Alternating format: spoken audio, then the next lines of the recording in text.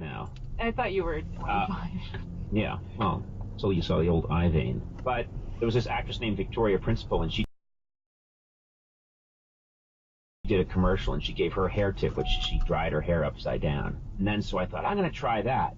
So I was actually a teenage boy taking advice from an actress who was speaking to women, and I realized I could make my hair stand up even more to the point where it got ridiculous.